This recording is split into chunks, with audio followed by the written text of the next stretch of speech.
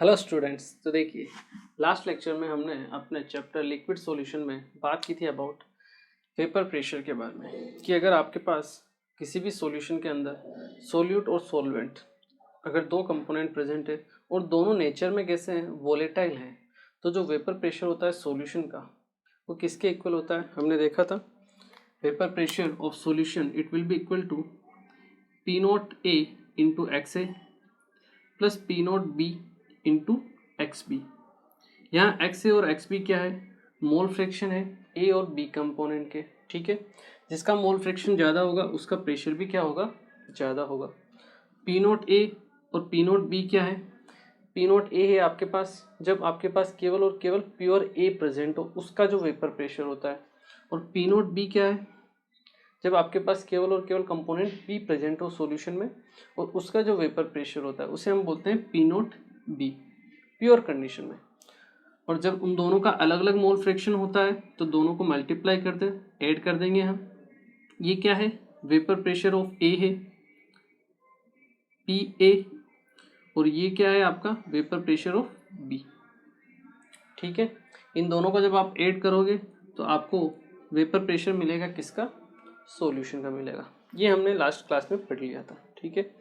और मैंने आपको ग्राफ भी बता दिया था, ठीक है। हो सकता है आप लोगों को कम समझ में आया हो, इसलिए हम उसके ऊपर एक क्वेश्चन करते हैं जो ग्राफ से ही रिलेटेड है, ठीक है। देखिए, ये आपके सामने ग्राफ दिया हुआ है, ठीक है। पी नोट ए और पी नोट बी की वैल्यू आपको दी हुई है 160 mmHg और 220 mmHg, ठीक है। किसी पॉइंट पर, ये पी बी के लिए ग्राफ है, तो किसी पॉइंट बी पर आपको वेपर प्रेशर दिया हुआ है, यहाँ पे ये वेपर प्रेशर है 50 mmHg, और किसी पॉइंट ए पर, क्योंकि ये पी ए के लिए ग्राफ है, तो ए पर आपको वेपर प्रेशर कितना दिया हुआ है 160 mmHg। क्लियर है, मतलब बी का वेपर प्रेशर है 50, ए का वेपर प्रेशर है 160 किसी भी पॉइंट पर, ठीक है। और उसी पॉइंट पर अगर हम देखें, यहाँ पर वेपर प्रेशर होगा किसका, सॉल्यूशन का, ठीक है, जिसे हम डिनोट करते हैं पी से। क्लियर है। Determine the composition of liquid at this condition, आपको इस लिक्विड में प्रेजेंट कंपोजिशन बताना है, जो भी कंपोनेंट है उनका, मतलब आपको कुल मिला के आपका मोल फ्रैक्शन बताना है कि ए कितना प्रेजेंट है और बी कितना प्रेजेंट है, ए का मोल फ्रैक्शन कितना है और बी का मोल फ्रैक्शन कितना है, ठीक है। तो आप चाहो तो वीडियो को पॉज करके ट्राई भी कर सकते हो। मैं स्टार्ट करता हूँ, ठीक है। देखिए, इसी फॉर्मूले को हम काम में लेंगे। पी हमें पता है वेपर प्रेशर ऑफ सॉल्यूशन, ठीक है, किसके इक्वल होता है, vapour pressure of A plus vapour pressure of B. तो इस पॉइंट पर अगर हम पी की वैल्यू निकालेंगे, हम क्या कहेंगे, vapour pressure of A plus vapour pressure of B. तो यहाँ से हमारे पास वैल्यू आती है, that is vapour pressure of solution, जो पी है, that will be equal to vapour pressure of A plus vapour pressure of B. तो यहाँ से P की वैल्यू हम लिखेंगे P A plus P B, that is P equal to P A की value कितनी है आपके पास 160 प्लस 50, तो वेपर प्रेशर कितना है आपके पास 210 mmHg। ये है आपके पास सॉल्यूशन का वेपर प्रेशर। क्लियर है। चलिए, अब आपको पी नोट ए दिया है, पी नोट बी दिया हुआ है, मोल फ्रैक्शन निकालना है, तो आप यहाँ से वैल्यू फाइंड आउट कर सकते हो, ठीक है। एक्स ए और एक्स बी दोनों अननोन है, तो दोनों को एक फॉर्म में आप लिख दो, x A plus x B कितना होता है 1 होता है। तो दोनों को अगर हम एक्स ए की टर्म्स में लिखें तो हम क्या लिख सकते हैं, पी इक्वल टू क्या होगा, P naught A into X A plus P naught B, X B की जगह मैं लिखता हूँ 1 माइनस एक्स ए। क्लियर है। तो P इक्वल टू क्या हो जाएगा आपके पास, P naught A plus P naught minus P naught B into X B X A plus P naught B. यहाँ से एक्स ए की वैल्यू फाइंड आउट हो जाएगी। P की वैल्यू है 210, it will be equal to P naught A minus P naught B, A minus B करेंगे हम, तो वैल्यू आपके पास क्या आ रही है 160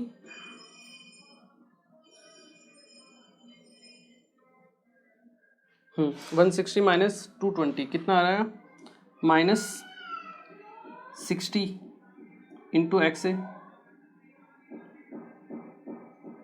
प्लस पी बी की वैल्यू कितनी है आपके पास, P naught B that is 220। ठीक है, तो यहाँ से आप वैल्यू अगर फाइंड आउट करोगे तो एक्स ए की वैल्यू आपके पास कितनी आ जाएगी, 210 इस तरफ आएगा 220, तो -10 डिवाइड बाई 60, तो एक्स ए की वैल्यू आपके पास आ जाएगी 1/6। ठीक है, आई एम श्योर यही होगा। इसको एक बार हम फिर से क्रॉस चेक करते हैं। पी की वैल्यू है P naught A plus X A plus P naught B into X P, तो P naught A into X A plus P naught B into X P की जगह लिखा हमने 1 माइनस एक्स ए। ठीक है, P equal to P naught A X A, यहाँ से आएगा minus P naught B X A हमने कॉमन लिया तो P naught A minus P naught B correct है, प्लस यहाँ से आएगा पी नोट बी करेक्ट है। पी की value total 210 equal to P naught A minus P naught B that is 160 minus 220, ये कितना आएगा -60। ठीक है, into X A plus P naught B कितना है 220। क्लियर है, यहाँ से ये इस तरफ आएगा तो -10 बचेगा, -10 माइनस से माइनस कैंसिल, 10/16 इक्वल टू क्या हो जाएगा 1/6। तो इस तरह से हम मोल फ्रैक्शन ए के लिए क्या कर सकते हैं, फाइंड आउट कर सकते हैं। सेम इसी तरीके से अगर हमें निकालना हो किसके लिए, मोल फ्रैक्शन बी की वैल्यू निकालनी है, तो आप निकाल सकते हो 1 माइनस 1/6, तो आपके पास एक्स बी की जो वैल्यू आएगी कितनी आएगी 5/6। क्लियर है, तो इस तरीके से हम क्या कर सकते हैं, क्वेश्चंस को सॉल्व कर सकते हैं। ठीक है, आई होप क्लियर हुआ होगा ये, और आपको ग्राफ भी समझ में आया होगा कि जो वेपर प्रेशर है सॉल्यूशन का वो ए और बी दोनों के एड की बराबर होता है, मतलब दोनों के सम के इक्वल होता है। ठीक है, चलिए ये पॉइंट जब ये यहाँ पर है तो ये दो वैल्यू है, अगर मैं इस पॉइंट पर लूँगा तो ए की वैल्यू अलग आएगी, बी की वैल्यू अलग आएगी। मान लो यहाँ वैल्यू एक्स आई, यहाँ वाई आई, तो यहाँ पर वैल्यू किसके बराबर होगी, एक्स प्लस वाई के बराबर होगी। कहने का मतलब ये वैल्यू चेंज होती रहेगी आपके, जैसे जैसे आप आगे बढ़ते जाओगे तो वैसे वैसे आपके सॉल्यूशन का वेपर प्रेशर भी क्या होता जाएगा, चेंज होता जाएगा। ठीक है ना, चलिए इसे एक बार नोट कीजिए, फिर हम एक क्वेश्चन और करते हैं इसी से रिलेटेड।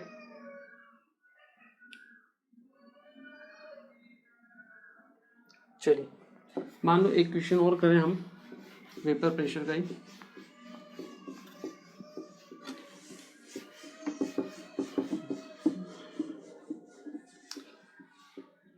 चलिए एक क्वेश्चन और देखते हैं। क्वेश्चन है आपके पास, vapour pressure of solution is P, और वो आपको दिया है P की वैल्यू आपको कुछ दी हुई है 6 + 1.5 XB, ये आपको वैल्यू दी हुई है। वेपर प्रेशर ऑफ सॉल्यूशन इस टर्म में आपको दिया हुआ है P = 6 + 1.5 XB। ठीक है, चलिए आपको कैलकुलेट करना है कैलकुलेट या फिर find out the vapour pressure of pure A and pure B। आपको प्योर A और प्योर B का वेपर प्रेशर निकालना, मतलब आपको P नोट A और P नोट B की वैल्यू क्या करनी है, फाइंड आउट करनी है। ठीक है, चलिए आप चाहो तो वीडियो को पॉज करके ट्राई कर सकते हो। चलिए मैं स्टार्ट करता हूँ। यहाँ से अगर आप देखो वेपर प्रेशर का एक फॉर्मूला है अपने पास, that is P naught A into X A plus P naught B into X B. ठीक है, अब इसने एक्स बी के टर्म्स में लिखा है तो कोई दिक्कत नहीं, एक्स ए को एक्स बी की टर्म्स में लिख दो। आप एक्स ए को क्या लिख दो, 1 माइनस एक्स बी। ठीक है, पी की वैल्यू हमारे पास आ जाएगी P naught A into X A की जगह लिखो 1 minus X B plus P naught B into X B. तो यहाँ से P की वैल्यू आ जाएगी आपके पास P नोट A, ये बाहर निकाल लिया हमने। एक्स बी अगर हम कॉमन लेते हैं तो यहाँ बचेगा आपके पास P naught B minus P naught A ये बाहर आ जाएगा आपका XB। ये आपके पास इक्वेशन है और ये इक्वेशन है, दोनों को आप क्या करो, मैच करो इसको इसके साथ। यहाँ से हमें पता चलेगा कि P0A की वैल्यू कितनी है आपके पास, 6। नेचुरल सी बात है, जो भी यूनिट होगी वो आपको रखना है इसमें, 6 ATM या 6 mmHg जो भी दिया हुआ है। ए की वैल्यू आएगी 6 P0A की। यहाँ से अगर हम एक और चीज़ फाइंड आउट करें तो P0B माइनस P0A, इसकी वैल्यू है 1.5। ठीक है, तो P0A की वैल्यू हमने यहाँ पुट की, ये माइनस इस तरफ गया तो प्लस हो जाएगा, 6 प्लस 1.5 कितना होगा, P0B 7.5। सिंपल है, क्लियर है। तो इस टाइप के क्वेश्चंस भी आपको मिल सकते हैं, थोड़ा सा हो सकता है समझ में नहीं आए, बट इस तरीके से करोगे तो आपको क्वेश्चन आसानी से समझ में आ जाएंगे। क्लियर है, चलिए इसे एक बार आप क्या कीजिए, नोट कीजिए। चलिए, आई होप ये क्लियर हुआ होगा आपको। अब हम एक और इम्पोर्टेंट पॉइंट की बात करते हैं, जहाँ पर या फिर जिस पॉइंट पर आपके क्वेश्चंस क्या होते हैं, अराइज होते हैं, ठीक है ना, और उस पर भी डिफरेंट टाइप के क्वेश्चंस बनते हैं। इसमें होता क्या है, आप लिक्विड के जो मोल फ्रैक्शन है उसको, जो वेपर्स बनी है आपके पास, उसमें भी ए और बी के कंपोनेंट तो रहती हैं, तो उसमें कितने मोल फ्रैक्शन है वेपर फेज में, उन दोनों को आपस में क्या करते हो, रिलेट करते हो। मतलब सॉल्यूशन फेज के मोल फ्रैक्शन और वेपर फेज के मोल फ्रैक्शन को आप क्या करते हो, आपस में रिलेट करते हो। ठीक है, तो हम रिलेशन फाइंड आउट कर सकते हैं, that is relation between mole fraction in solution phase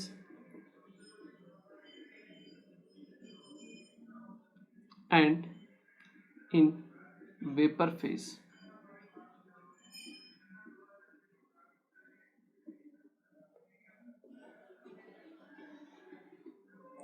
clear, जैसे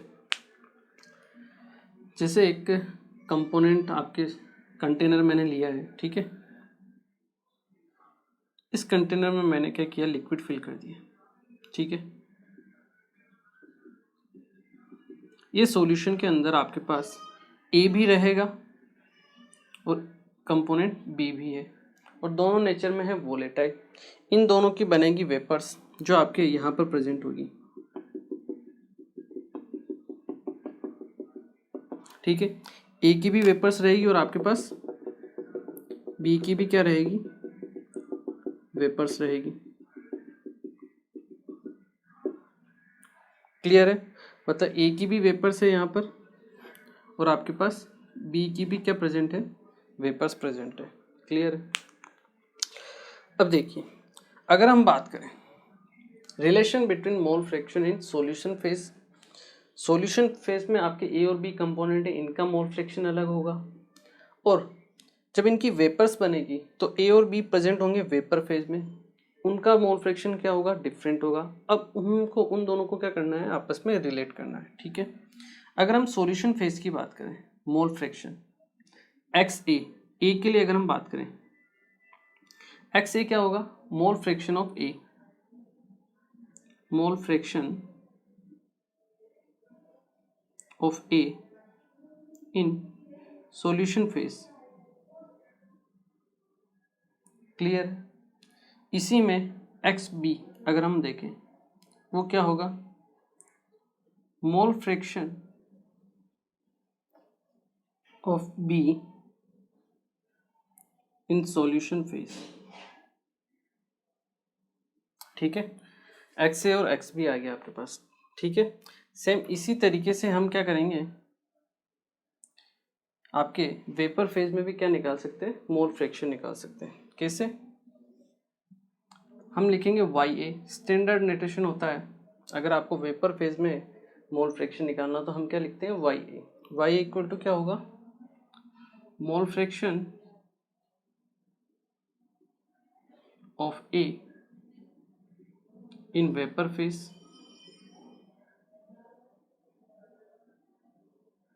and Y B equal to क्या होगा, mole fraction of B in vapour phase.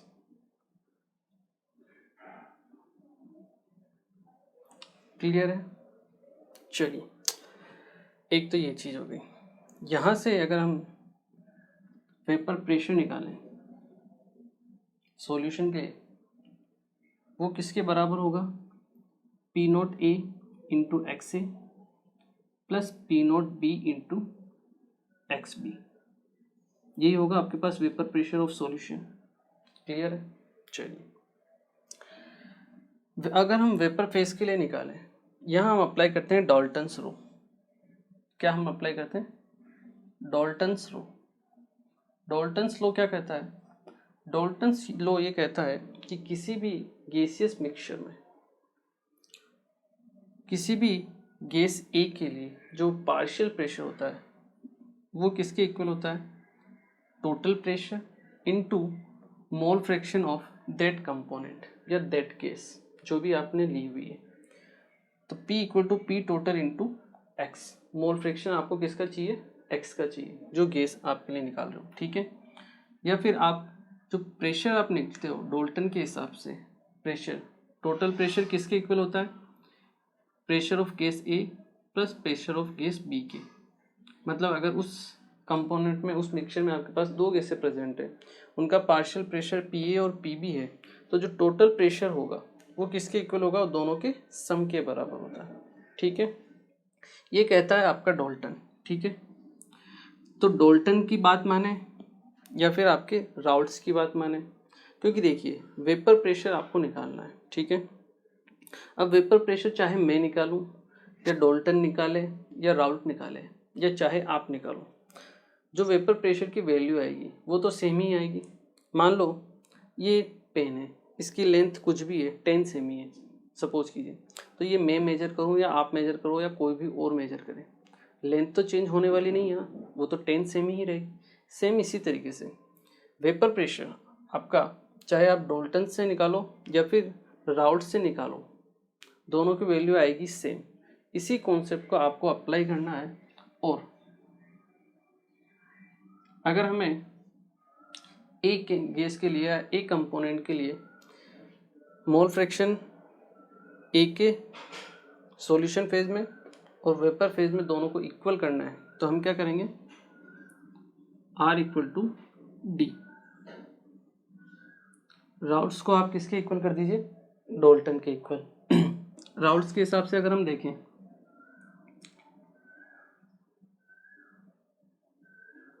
तो ए के लिए हम क्या लिख सकते हैं?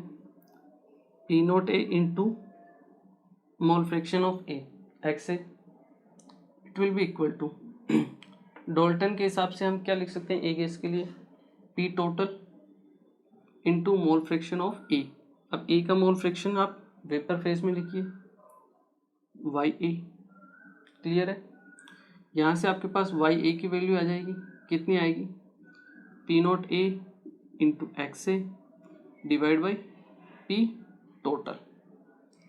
और यहाँ से वाई ए की जो वैल्यू आएगी आपके पास, that is P naught A into X A divide by P naught A into X A plus P naught B into X B, क्योंकि यही है पी टोटल आपके पास। क्लियर है? इस तरह से हम क्या कर सकते हैं? मोल fraction of vapour phase component ए के लिए और आपका मोल fraction of component A in solution phase, दोनों को हम आपस में क्या कर सकते हैं? रिलेट कर सकते हैं। सेम इसी तरीके से आप बी के लिए भी क्या कर सकते हो? इसे सॉल्व कर सकते हो। ठीक है? कैसे? सेम वही तरीका, आर इक्वल टू डी। जब भी वेपर फेज और सॉल्यूशन फेज का क्वेश्चन आए और कुछ भी डाटा आपको निकालना हो, ये चीज़ हमेशा ध्यान रखना, आर इक्वल टू डी। इसी से आपके क्या होंगे? क्वेश्चन सॉल्व होंगे। बी के लिए अगर हम निकालें राउल्ट के हिसाब से, तो P naught B into X B and that will be equal to P total into mole fraction of B, Y B. Clear? यहाँ से वाई बी की वैल्यू निकालिए आप, P naught B into X B divide by P total या फिर Y B equal to क्या हो जाएगा, P naught B into X B divide by P naught A into X A plus P naught B into X B. कोई formula याद करने की रटने की ज़रूरत नहीं है। जब भी ऐसे टाइप के क्वेश्चन आते हैं वेपर फेज या लिक्विड सॉल्यूशन फेज के, आर इक्वल टू डी लिखना है, क्वेश्चन की इक्वेशन लिखनी है, बराबर करना है और आंसर को निकालना है। ठीक है, फॉर्मूला याद रखने की कोशिश भी ना करें। क्लियर है? चलिए इसे नोट कीजिए, फिर हम इससे रिलेटेड एक क्वेश्चन करते हैं ताकि आपको समझ में आए कि हम इसको अप्लाई कैसे करते हैं। चलिए तो एक क्वेश्चन हम करते हैं इससे रिलेटेड। देखिए क्वेश्चन क्या है, P naught A divide by P naught B आपको दिया है 1/3 at a given temperature. Assuming ideal behavior, the ratio of mole fraction of A and B in vapor phase is 4:3। Vapour phase में ए और B के mole fraction का आपको ratio दिया हुआ है, मतलब आपको Y A upon Y B की वैल्यू दी हुई है, कितनी, 4/3। क्लियर है? चलिए P naught A upon P naught B की वैल्यू आपको ऑलरेडी दी हुई है।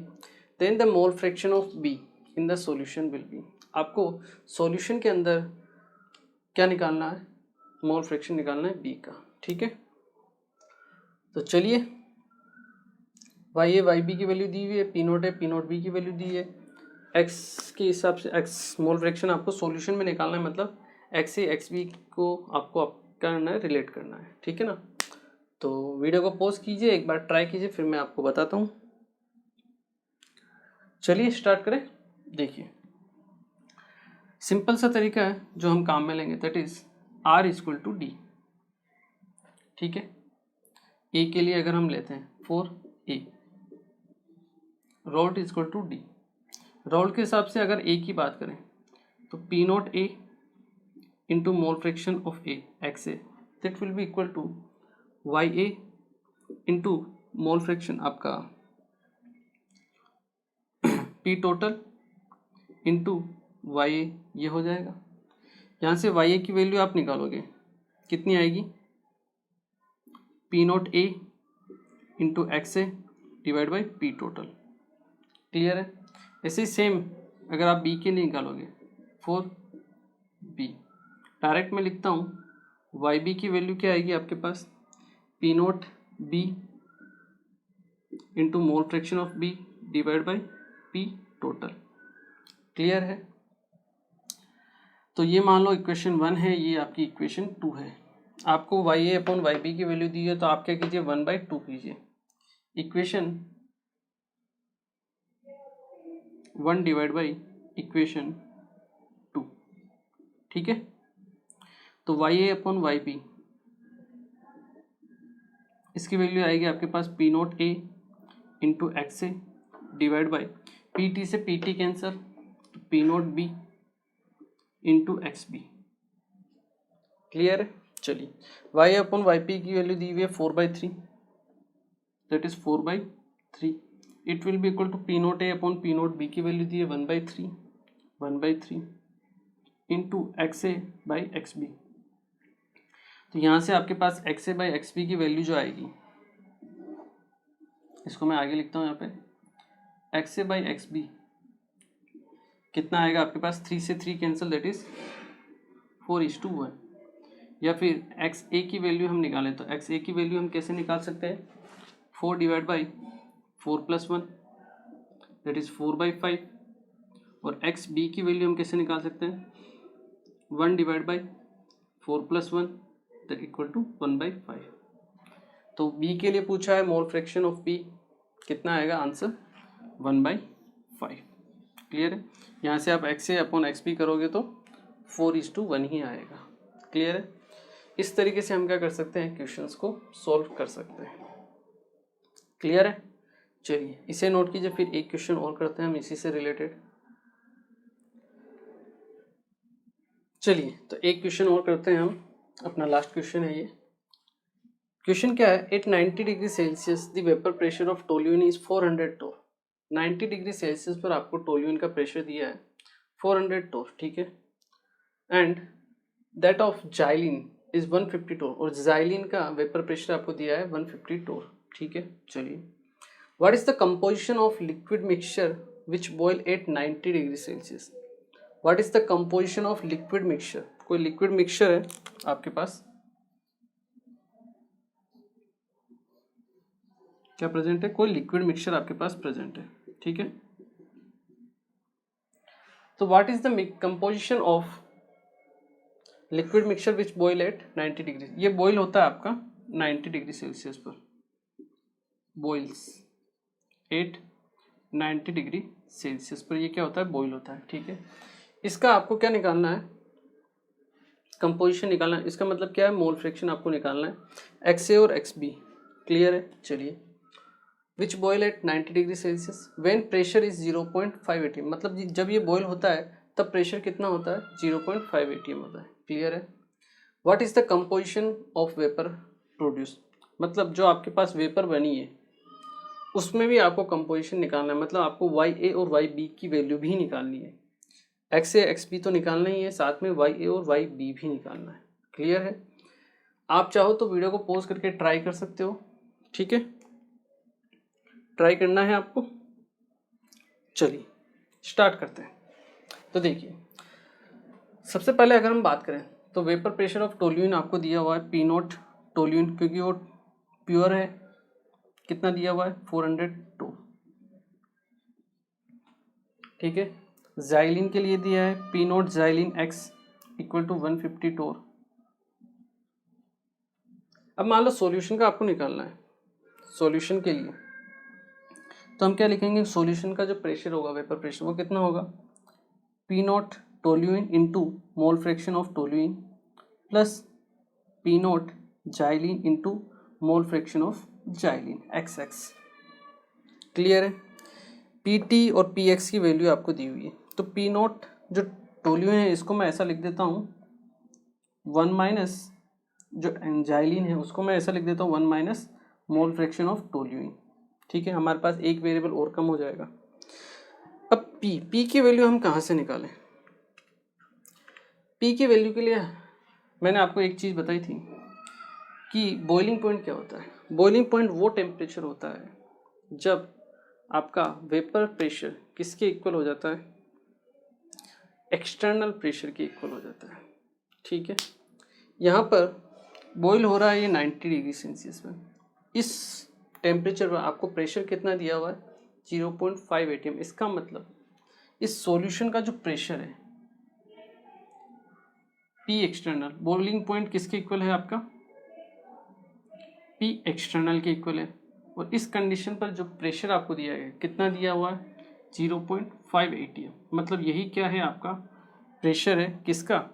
सॉल्यूशन का वेपर प्रेशर है, ठीक है। ये चीज़ इंपॉर्टेंट है जो ध्यान रखनी है। कभी आपको बॉइलिंग पॉइंट दे देगा और उस कंडीशन पर आपको प्रेशर दे देगा, तो वो जो प्रेशर होगा वही आपका क्या होगा? सॉल्यूशन का वेपर प्रेशर होता है, ठीक है ना। ये चीज़ ध्यान रखें, क्योंकि जब एक्सटर्नल प्रेशर पर जब लिक्विड पहुंचता है तभी तो वो क्या होता है? बॉइल होता है। तो ये क्या है आपके पास? टोटल प्रेशर है। अब यहाँ पे एटीएम में है, जबकि आपको टोर में बाकी की वैल्यू दी है, तो हमें इसको क्या करना पड़ेगा? कन्वर्ट करना पड़ेगा। दैट इज हाफ इंटू 760 टोर। एक एटीएम कितने इक्वल टोर के बराबर होता है? 760 टोर के बराबर। तो यहाँ से आपके पास पी प्रेशर की जो वैल्यू आएगी दैट इज 380 टोर। क्लियर है। पी की वैल्यू हमारे पास ये आएगी। ये वैल्यू यहाँ पुट कीजिए, 380 equal to pressure of toluene कितना है? 400 into mole fraction of xylene plus pressure of xylene कितना है? 150 vapour pressure 1 minus XT xylene के लिए। इसको अगर हम सोल्व करें तो 150 यहाँ से आएगा, 150 इस तरफ जाएगा, तो 380 माइनस 150 कितना बचा आपके पास?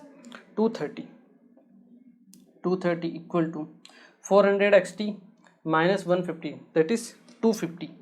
तो 250 एक्सटी, यहाँ से हमारे पास एक्सटी की वैल्यू मतलब मोल fraction of xylene, sorry mole fraction of toluene आता है, वो कितना आएगा? 23/25, 23 डिवाइड बाई 25। इस सॉल्यूशन के लिए हम बात करें, ठीक है। ऐसे ही मोल फ्रैक्शन आप जाइलिन के लिए भी निकाल सकते हो, 1 माइनस 23/25 दैट इज 2/25। ये तो आ गया हमारे पास मोल फ्रैक्शन किस कंडीशन में, सॉल्यूशन की कंडीशन में, लिक्विड सॉल्यूशन के लिए हमने निकाले। अब हमें निकालने हैं वाई ए और वाई बी, कोई दिक्कत नहीं है, निकाल लेते हैं। 4 किसी एक के लिए हम आइडेंटिफाई कर लेते हैं, ठीक है। मान लो हम टोल्यूइन के लिए निकालते हैं, ठीक है। तो R इक्वल टू हम क्या करेंगे, D, Raoult equal to Dalton. Raoult's के हिसाब से टोल्यूइन का वेपर प्रेशर क्या होगा, P naught of toluene into mole fraction of toluene and that will be equal to Dalton के हिसाब से total pressure into mole fraction यहाँ पर जो वेपर फेज में रहेगा, दैट इज Y किसके लिए, टोल्यूइन के लिए, ठीक है। यहाँ से Y टोल्यूइन की आप वैल्यू निकालोगे, कितना है, P नॉट टी कितना है आपके पास 400, ठीक है। तो 400 इंटू एक्स टी कितना है 23/25 डिवाइड बाई P कितना है आपके पास 380, ये बड़ा है 380। इस वैल्यू का आप सोल्व कीजिए, Y टोल्यूइन जो आएगा आपके पास अराउंड 0.096 के आसपास आएगा। 381 400 divide by 380 into 23 divide by 20 0.968 के आसपास वैल्यू आएगी। मतलब मोल फ्रैक्शन ऑफ टोल्यूइन कितना है 0.968 के आसपास रहेगा, ठीक है। वहीं अगर हम बात करें मोल फ्रैक्शन ऑफ जाइलिन कितना होगा, 1 माइनस दिस वैल्यू कितना हो जाएगा, लगभग 0.032। तो इस तरीके से हमें क्या करना है, क्वेश्चंस को सॉल्व करना है, ठीक है ना। हो सकता है थोड़े से टफ लगे आपको पर इन क्वेश्चन से आप समझ जाओगे कि हमें क्वेश्चंस को कैसे करना है, ठीक है ना। तो अच्छे क्वेश्चन है, आप समझ गए होंगे किस तरीके से हमें क्वेश्चंस को सॉल्व करना है, क्लियर है। चलिए एक बार आप क्या कीजिए, इसे नोट कीजिए, ओके। तो देखिए आज के लेक्चर में हमने बेसिकली बात की, सबसे पहले तो हमने न्यूमेरिकली किए, स्टार्टिंग में भी 2 न्यूमेरिकल किए, लास्ट में भी 2 न्यूमेरिकल किए, और बीच में जो इम्पोर्टेंट चीज़ पड़ी वो था relation between mole fraction of vapour phase and mole fraction of solution phase, ठीक है। इनमें बड़ा कन्फ्यूजन होता है स्टूडेंट्स को, तो आप ध्यान से और आसानी से पढ़ना, समझदारी से, कि दोनों को क्या कर देना, इक्वल कर देना, R इक्वल टू D।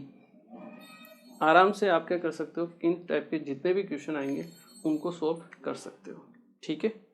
चलिए तो आज के लेक्चर को हम यहीं कंप्लीट करते हैं और मिलते हैं फिर अपने नेक्स्ट लेक्चर में कुछ और नई बातों के साथ, ठीक है। Thank you.